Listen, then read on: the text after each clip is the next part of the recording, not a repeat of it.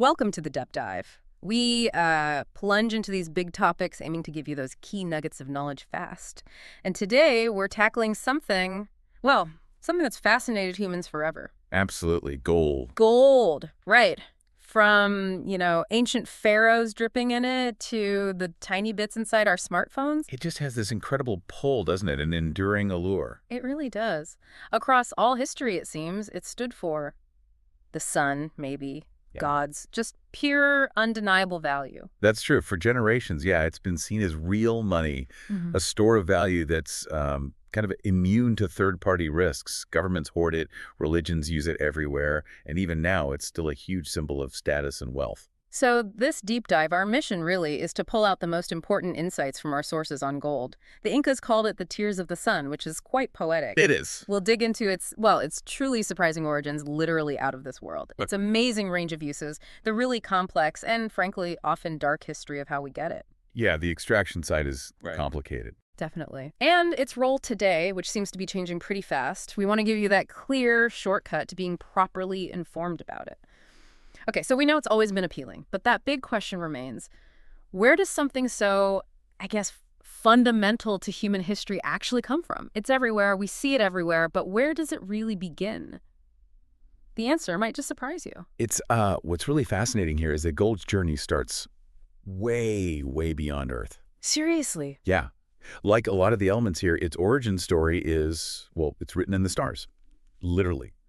Gold formed when neutron stars, these incredibly dense stellar remnants, crashed into each other catastrophically. Well, neutron stars merging. Right. You know? And it happens through something called the rapid neutron capture process, the R process. Basically, think of these unbelievable cosmic forces just slamming lighter elements together so fast, so violently, Okay. that they instantly transform into heavier ones, like gold. It's a product of the universe's most, extreme events. So it's actual stardust. That really does put its value in a whole new light. But what is it about this cosmic stuff that just made humans obsessed for thousands of years? What makes it so special?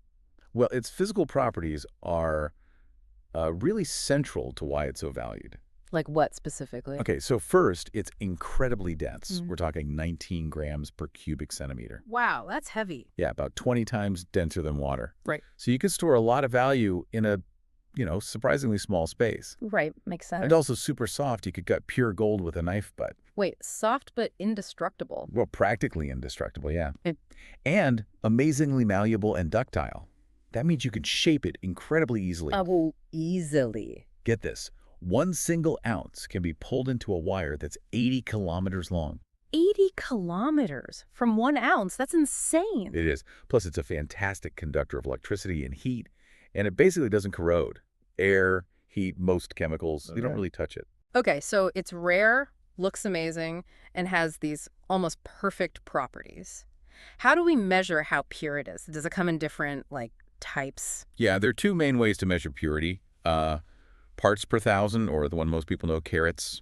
Carats, right, like 24 karat. Exactly. 24 karat means it's pure gold. If you see 18 karat, that's 18 parts gold out of 24 total parts. Got it. The rest is other metals mixed in. Precisely. Often to make it harder for jewelry, more durable. Or sometimes just to change the color, you can get red gold, green gold. Ah, interesting. And you find natural mixes, too. You do. There's electrum, which is a natural alloy of gold and silver. And when we talk rarity, just Yeah. how rare are we talking? How much is actually here on Earth? It's mind-bogglingly rare. If you took all the gold ever mined in history, Yeah, all of it, yeah. it would fit into a cube just 21 meters on each side. That's it. 21 cubic meters. That's it. Roughly the space between cricket wickets, if Yeah. that helps visualize it. Or it would only fill about 3 Olympic-sized swimming pools. 3 swimming pools for all the gold ever mined. Yep. And think about the immense global power and value tied up in that tiny amount of material. It's kind of incredible. It really is. Now, okay, its natural origins are cosmic, but humans always dream, right? Alchemists tried forever to make gold. Oh, yeah, the Philosopher's Stone. Right. Turning lead into gold. They failed, obviously, but can we do it now? With modern science? Well, here's where it gets really interesting. We can make it, but we really don't want to. What do you mean? I mean, technically, yes. In lab, you can create artificial gold. You can take elements like platinum, which has 1 less proton than gold, or mercury, which has 1 more. Okay. And you basically bombard their atoms with neutrons. This can trigger radioactive decay processes that eventually lead to gold. So the alchemists weren't totally crazy. Not entirely, Uh, but there's a huge catch. Two, really. which are? First, it costs a fortune. Way more than just buying gold. Yeah. Second, the gold you make this way is often radioactive. Radioactive gold, that sounds bad. It is. It's a health hazard. It decays back into other metals after a few days anyway, and it's absolutely not commercially viable. It's a neat science trick, but not a way to get rich. Right. Stick to the cosmic stuff. So this stardust lands on Earth, humans find it. When does it actually become money? Well, it's been seen as reliable currency for, well, ages. Humans just seem hardwired to see it that way. Why gold, though? It just has the right qualities. It's scarce. It's decentralized. No single entity controls its creation, like, say, printing money. Okay. It's fungible, meaning one bit is the same as another bit of the same purity. And it's portable. All key things for money. And the ancient Egyptians were really into it. Hugely. For them, it represented the sun, the actual flesh of their gods, pure power. They even made an early currency called the electrum shekel. Electrum, that was the mix you mentioned. Yeah, about 2/3 gold, 1/3 silver. But the first pure gold coins we know of, those were minted around 550 BC by King Croesus in Lydia. That's in modern-day Turkey. King Croesus, rich as Croesus, right? That's the one. Then came the Roman aureus around 50 BC. And later, Italy's gold ducat was basically the world's go-to gold currency for 500 years. 5 centuries. And how does this connect to, like, modern banks and vaults full of gold bars? Well, the Bank of England plays a big role there. Founded in 1694, it became the center of London's gold trade. They started issuing paper receipts for the physical gold coins people deposited in their vaults. Like an IOU for your gold. Exactly. And that idea formed the basis of the gold standard. Your paper money was essentially just a promise, a receipt, saying you could swap it for a fixed amount of real gold held by the government. So the money had actual backing. Right. It was seen as the ultimate anchor for currency value. That lasted until 1931, when Britain broke from it and others followed. But central banks still keep tons of it, right? Oh, absolutely. They actively hoard gold today. It's seen as a crucial hedge against economic trouble, instability. Shows how important it still is in the financial system. Okay, so beyond money, where else is all this gold going? You see it in jewelry, obviously. That's the biggest chunk, yeah. About 51% of global demand is for jewelry and decoration. It's just this universal symbol of status, wealth. Especially in some countries. Definitely. China and India are huge consumers. But it's also used for medals, badges, gold leaf in art and architecture. But it's not just decorative, right? I mean, you mentioned smartphones earlier. It feels like it's hiding in our tech. It absolutely is. Electronics are a significant user, about 7% of global demand. Why electronics? Because it's such an efficient conductor of electricity. And critically, it doesn't corrode. Corrosion resistance. That must be key in tiny components. Exactly. So you find it in soldered joints, connectors, switch contacts, stuff inside your phone, your computer, your TV. Your smartphone has about 0.3034 grams of gold in it on average. Not much per phone, but it adds up across billions of devices. It really does. And you're saying it even goes to space. Yep. Gold is actually a strategic resource for space exploration. Again, that reliability and resistance to corrosion are vital up there. We're in a spacecraft. In electronic components, obviously, but also as thin coatings on shields to reflect heat and radiation, even on astronaut helmet visors to deflect solar radiation. Visors. Wow. And it can even be used as a lubricant in the extreme temperatures of space where normal lubricants would just freeze or boil off. It seems like it's everywhere, even medicine. Indeed. Yeah. Because gold is non-allergenic, it doesn't react with the body, and it's non-toxic in the forms used. Okay. It gets used quite a bit in dentistry, fillings, crowns, braces sometimes. Right. I've heard of gold fillings. And in medicine, too. Small amounts can be injected to treat rheumatoid arthritis. Tiny gold microparticles are being used in some cancer treatments. It was even used in certain types of COVID tests. That's incredible. It really isn't just about being shiny, is it? Not at all.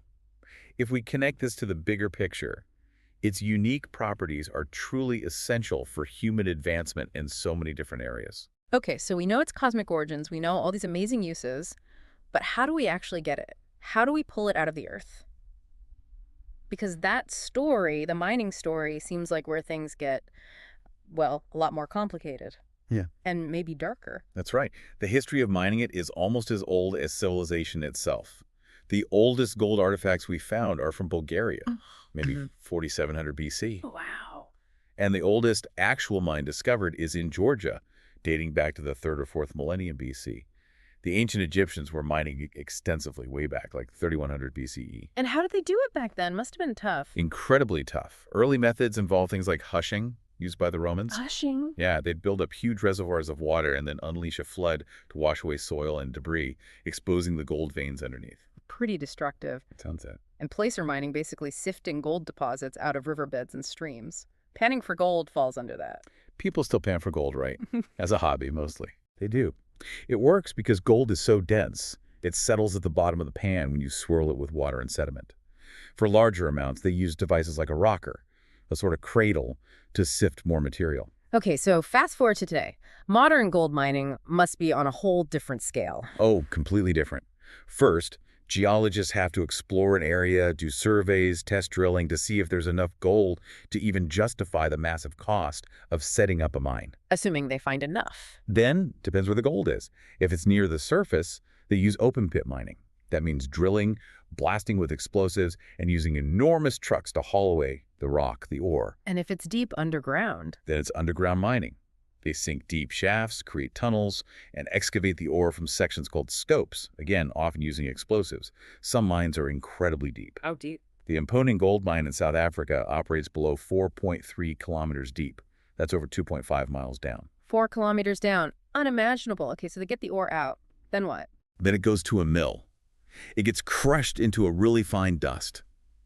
This dust is mixed with water to create a slurry, like a muddy liquid. Right. Then comes the crucial step, leaching. They add oxygen and, controversially, cyanide solution to the slurry. Cyanide. That sounds dangerous. It is highly toxic, yes, but it's very effective at dissolving the gold out of the ore, separating it from the rock. And after leaching? The gold cyanide solution is separated, and then the gold is recovered from it.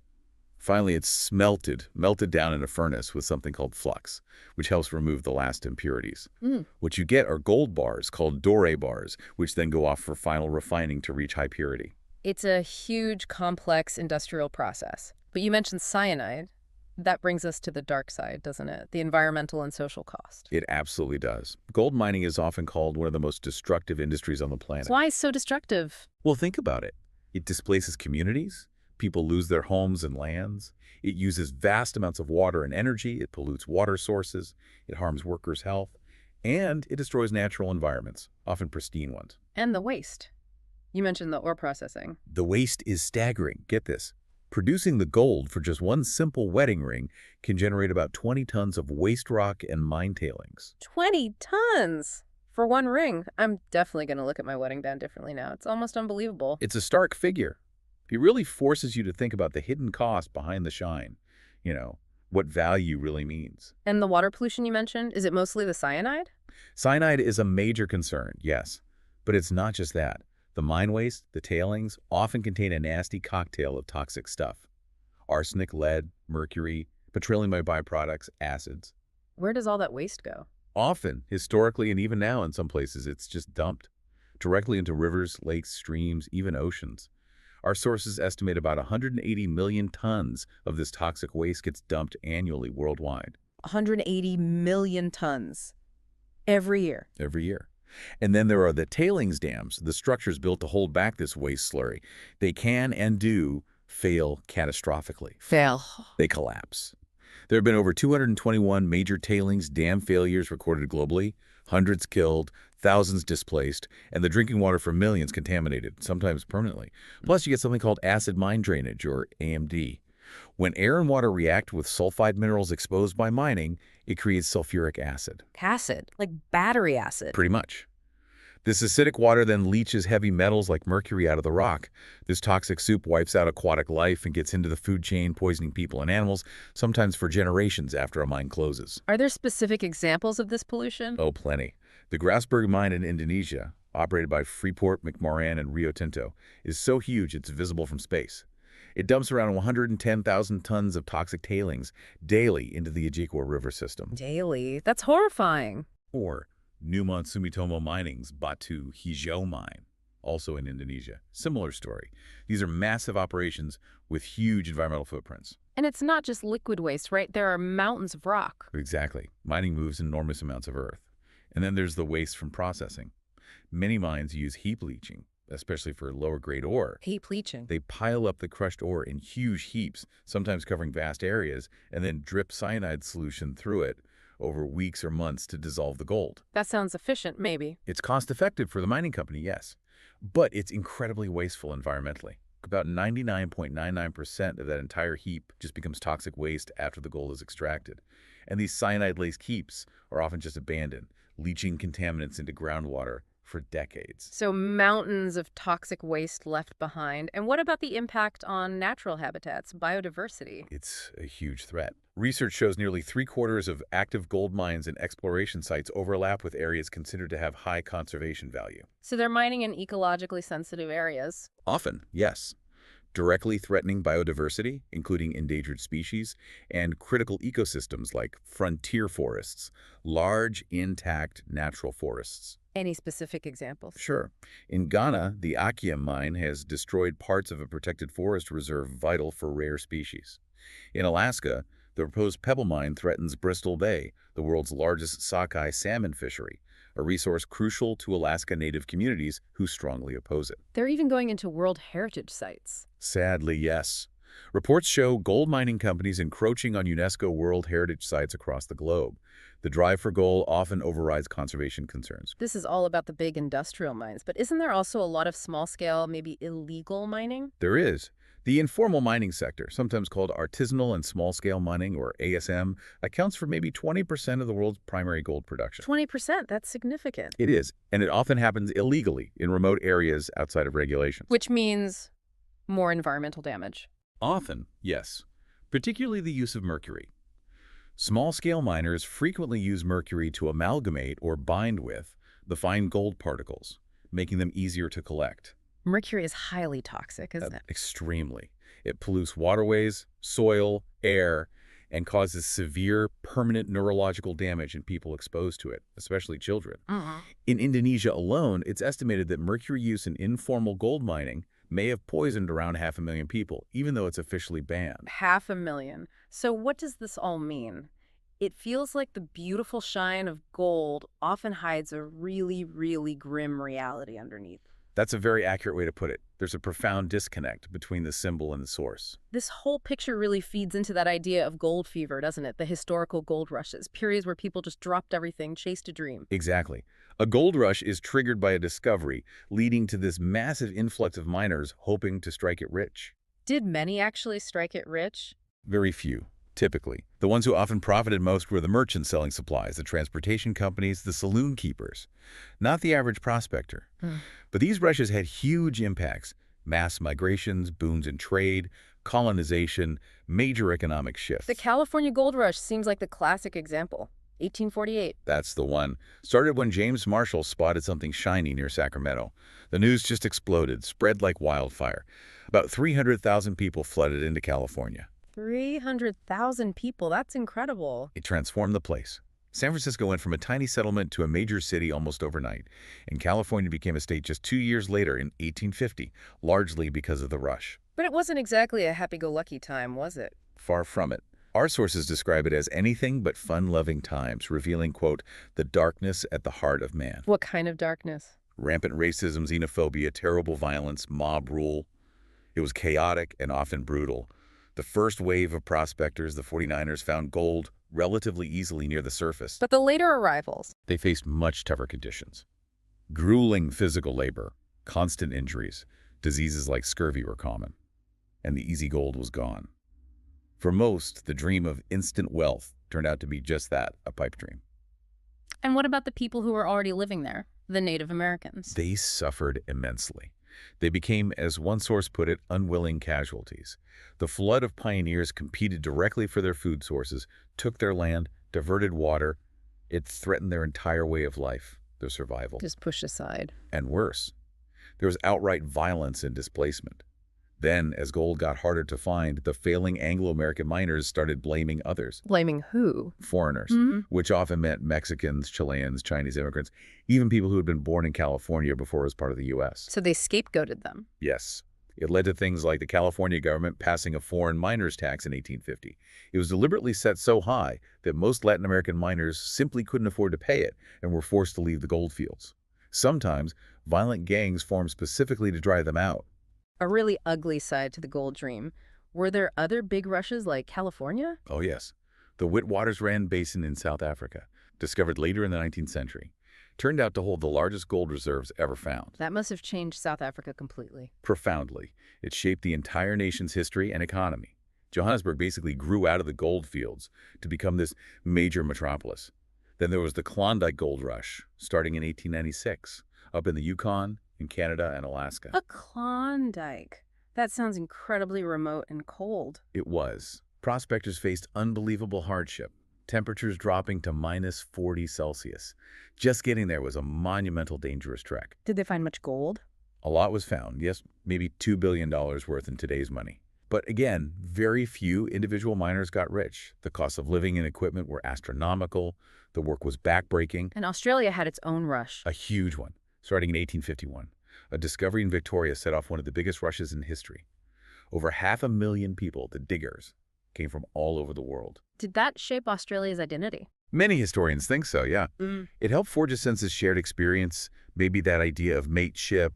Mm. And Australia is where the largest gold nugget ever was found. Oh, really? What was it called? How big? It was called the Welcome Stranger, No. found near Dunolly, Victoria in 1869. It weighed a staggering 66 kilograms. It's about 145 pounds. The one source actually puts it even higher at 78 kilos. Either way, absolutely massive. Imagine finding that, just lying there. Incredible. But it really raises that question, doesn't it? How much of gold's history is fueled by these incredible dreams of discovery and wealth? And how much is about the harsh, often brutal reality of actually pursuing it? Exactly. The dream versus the reality. That's a powerful contrast. So we've seen the history, the uses, the dark side. Where does gold stand today? Is it still a smart investment in our, digital age? It definitely holds its own. Gold is still widely seen as a safe haven asset, Safe haven meaning? meaning it tends to perform well when other investments, like stocks, are doing badly, especially during economic turmoil or high inflation. It offers a reliable store of value to kind of offset losses elsewhere in a portfolio. Why is it reliable? Well, unlike fiat currencies, dollars, euros, etc., it can't just be printed into oblivion by governments, which devalues them. Its supply is limited by nature, so it tends to hold its purchasing power over the very long term.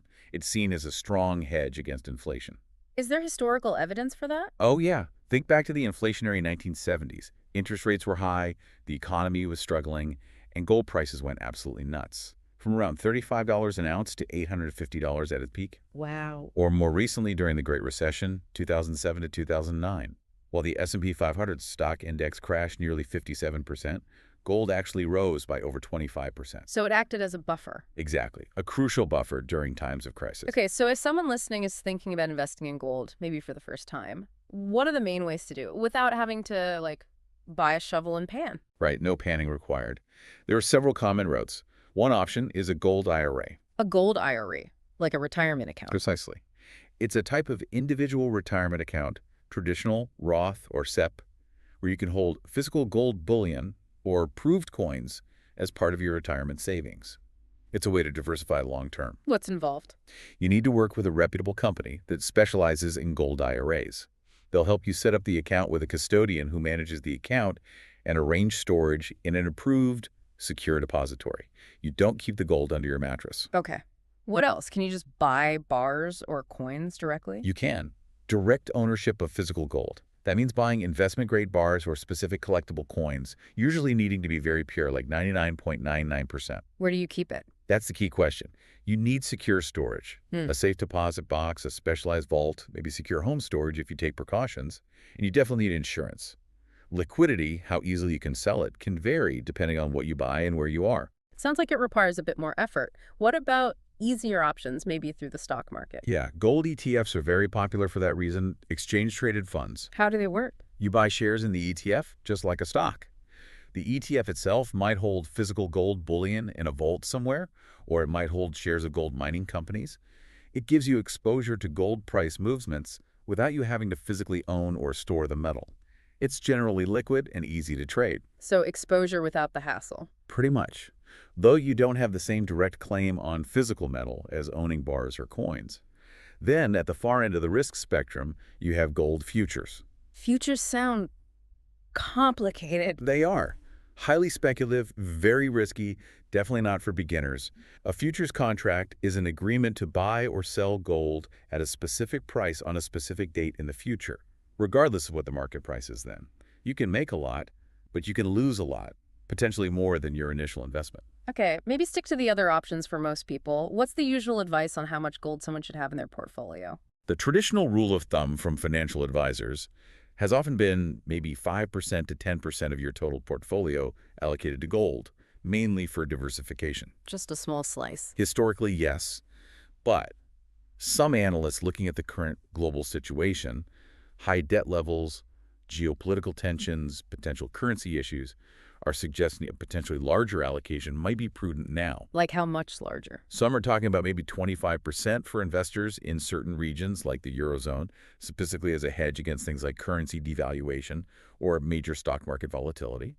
And owning physical gold, they argue, offers different kinds of protection during severe financial stress compared to just paper assets like ETFs. Interesting. A changing perspective. And this ties into something bigger you mentioned earlier, gold's potential role in the future of the whole global money system. Absolutely. Our sources suggest we're in the midst of a quiet but profound transformation of the global monetary system.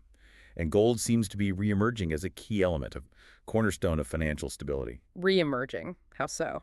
Central banks around the world have dramatically increased their gold buying since about 2022. Why the sudden surge? It seems driven by rising geopolitical tensions, think Russia, Ukraine, US, China. Also, deep concerns about soaring global debt levels and a general sense that the existing financial system might be more fragile than people thought. And this buying has affected the price. Big time. It's fueled what some call an unprecedented rally. Gold prices shot up roughly 50% between May 2023 and May 2025, blowing past $3,200 an ounce. That's a massive move. Are officials acknowledging this shift? They are, sometimes quite directly. The U.S. Treasury Secretary, Scott Bessent, actually talked in 2024 about a global reordering of the financial system, and it explicitly linked gold to that transition. Wow, so it's not just speculation. Doesn't seem like it. Look at the numbers. Central banks bought a net total of 2,281 metric tons of gold between 2022 and 2024. That's the highest three-year total since 1971, which was when the U.S. dollar completely broke from gold backing. Who's doing the most buying? China's a big player. Their official reserves are up significantly, but many analysts estimate their undeclared holdings might push their total over 5,000 tons. Russia has also built up its gold reserves to about 23% of its total reserves. And wasn't there a big movement of physical gold recently? Yes, quite notable. In 2024, reports surfaced that around 2,000 tons of gold were transferred out of commercial vaults in London, the LBMA vaults, and into the custody of the U.S. Federal Reserve System. Why would they do that? The speculation is that it might be preparation, positioning gold within official sector control, perhaps for use in future international settlement mechanisms that might involve gold backing, even partially. What really triggered this? Was it just the debt? The debt is a huge factor. Global debt hit a mind-boggling $397 trillion in 2025. That looks unsustainable. Historically, massive debt crises have often led to resets of the monetary system. But another key trigger was likely the 2022 freezing of Russia's foreign currency reserves held in Western banks. Ah, right after the invasion of Ukraine. Exactly. That move showed countries all over the world that holding reserves in dollars or euros wasn't risk-free. If you fall foul of Western powers, your assets could be seized or frozen. That sent a shockwave and accelerated the push to diversify reserves into assets outside that system, like gold. So what could this new monetary framework look like? Are we going back to the gold standard? Probably not a full classical gold standard like before 1931. More likely scenarios involve things like maybe a hybrid system where currencies have some partial backing or reference to gold, or perhaps the IMF's special drawing rights, the SDR, which is currently a basket of major currencies, could evolve to include gold, making it a kind of gold-weighted global reserve currency. Interesting. Another possibility is using new tech, like blockchain settlement networks potentially linked to physical gold reserves for international payments. China even piloted a feature for its digital yuan in 2024, exploring gold convertibility. What about Bitcoin? Does that fit in? It's an interesting dynamic. Both gold and Bitcoin are seen by some as non-sovereign stores of value, meaning they're outside government control. Gold has millennia of history and trust. Bitcoin has the technological edge and digital nature. Some see them as complementary assets in this shifting landscape. And owning physical gold, does that offer protection against things like central bank digital currencies, CBDCs? That's a key point for privacy advocates. Physical gold held directly by an individual is anonymous and untraceable, completely outside the digital surveillance potential that worries some people about CBDCs. Okay, so if gold is playing this bigger role, what does that mean for its price long term? Are those $3,200 levels just the start? Some analysts think so. Short-term projections were looking towards maybe $4,000 an ounce by 2026. Longer term, some scenarios based on gold backing a portion of global money supply suggest prices like $10,000 per ounce by 2030 are, quote, mathematically plausible under certain conditions. $10,000 an ounce. Plausible, they argue, if gold's monetary role significantly increases. But the timeline for any complete transition is likely long, maybe 10 to 15 years. It's a gradual shift, not an overnight flip. Fascinating and a lot to watch. But speaking of gold's cost, let's not forget the human and economic toll we touched on earlier. Beyond the environment, our sources highlighted serious economic corruption tied to gold. That's a crucial part of the story, the true cost beyond just mining pollution. Mali is a stark example. Bali, in West Africa, rich in gold. Extremely rich. Yeah. Produced over 70 tons in 2020. But the government revenue reported from that was only about $850 million. It should have been billions. Where's the money going? This sounds like that dirty gold issue. Exactly. Multinational mining corporations operating there often exploit massive loopholes in their contracts with the government. Loopholes like what? Things like getting 5-year exemptions from paying any corporate income tax when they start up, or getting permission to take unlimited samples of ore out of the country for testing without paying any tax on the gold content. Unlimited samples? That sounds ripe for abuse. It is. But it goes deeper into really sophisticated tax evasion strategies, too. How does that work? Companies might route their profits through complex webs of subsidiaries based in low-tax jurisdictions like Ireland or the Netherlands. They'll set up a subsidiary there to handle, say, management services or intellectual property. Okay. Then the mining operation in Mali pays enormous administrative fees or licensing fees to these overseas subsidiaries. These fees are deducted as expenses in Mali, drastically reducing the profits that can be taxed there. The profits effectively get shifted offshore. So the money leaves Mali before it can be taxed. Precisely. And it gets even murkier. Some companies are accused of buying gold on the cheap from those unlicensed small-scale miners we discussed. The informal sector. Yes. They buy it cheaply, avoiding their own high mining costs. Then they allegedly report huge mining expenses to the Malian government. For gold, they never actually mine themselves, further reducing their taxable income. And Mali's revenue authority often lacks the resources or expertise to properly audit these complex international claims. That's shocking. And there's outright smuggling, too. A massive amount. Corporations are implicated in paying corrupt officials to help smuggle raw gold across borders, often ending up in the United Arab Emirates, particularly Dubai. Why Dubai? It's become a major global gold hub, but with reportedly lax checks on the origin of the gold coming in. The numbers are telling. In 2016, Mali officially reported exporting about $200 million worth of gold. All right. That same year, the UAE reported importing over $1.5 billion worth of gold from Mali. Wow, that discrepancy is huge. It's enormous. And once that smuggled gold is melted down and refined in the UAE, it gets resold onto the global market, often with no questions asked about its origins. It launders the dirty gold. And the Malian people get almost nothing from their country's wealth. Tragically, yes. It perpetuates this cycle of poverty. More than half the population lives below the international poverty line, while the nation's resource wealth disproportionately benefits foreign corporations and a corrupt elite. It's a grim picture. Is there any hope for changing this? Any push for more responsible gold? A green lining? There are definitely efforts, yeah. A glimmer of green, perhaps. Gold recycling is a really important piece of the puzzle. Recycling old jewelry and electronics. Exactly. It's vastly more energy efficient than mining new gold from the ground. One study found recycling gold from e-waste produces maybe 1 ton of CO2 equivalent, compared to 16 tons for mining the same amount. 16 times less CO2, that's significant. It is. And recycled gold already supplies about 1/3 of the total global gold supply each year. So it's a major source. What about making the mining process itself cleaner? Getting rid of the cyanide, maybe? That's the holy grail for green gold production. Researchers are actively working on alternatives to cyanide for leaching. Reagents like thiosulfate and thiourea are showing promise. They're considered much less hazardous than cyanide. Early results suggest they can be effective for both extracting gold from primary ores and for recycling gold from electronic waste, sometimes even faster and more selective than cyanide. Is anyone actually using these alternatives commercially? Yes, Barrick Gold, one of the world's largest mining companies, has a commercial facility in Nevada that uses thiosulfate leaching. So it's moving beyond the lab. That's encouraging. What about looking even further ahead? You mentioned gold's cosmic origins. Could we ever mine it in space? Avoid the earthly problems altogether. Huh. Well, that's the ultimate long-term sci-fi vision, isn't it? But maybe not entirely fiction. Asteroid mining. Potentially. There's an asteroid called Psyche, for instance. It's thought to be the metallic core of a failed planet. Estimates suggest it could hold incredible amounts of metals, including gold, iron, and nickel, potentially worth quintillions of dollars. Though getting it back here is another story. Quintillions. Okay, that's a lot. And traces of gold have even been detected on the moon. So yeah, maybe far in the future, a new era of precious metals mining could happen beyond Earth as humanity expands outwards. A truly out-of-this-world source. It really raises that final important question, though.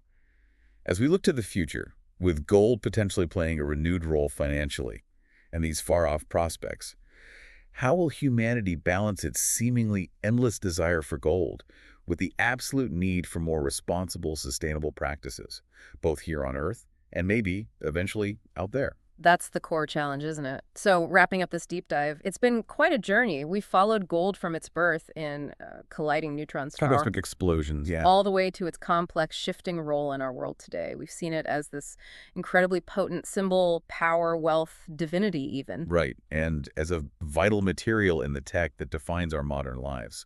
And still, after millennia, as that safe haven investment people turn to when things get shaky. But also as a driver of dreams that led to things like the gold rushes, but also fueled exploitation, environmental ruin, and, as we just heard, deep economic injustice. From the first coins of King Croesus to today's central bank vaults and complex financial derivatives, gold's been this constant measure of value. But its brilliance definitely comes with that shadow side, that true cost we have to acknowledge. Yet the story keeps evolving. That push for green gold, using recycling, finding alternatives to cyanide, that offers some hope. It does, and that, distant dream of space mining, however far off, hints at totally new possibilities. So whether it's inside our phones, underpinning financial shifts, or maybe one day being mined from asteroids, gold clearly isn't going away. It continues to be this powerful force. The big question left for all of us maybe is, what will its next chapter look like? And how will you think about the tears of the sun now?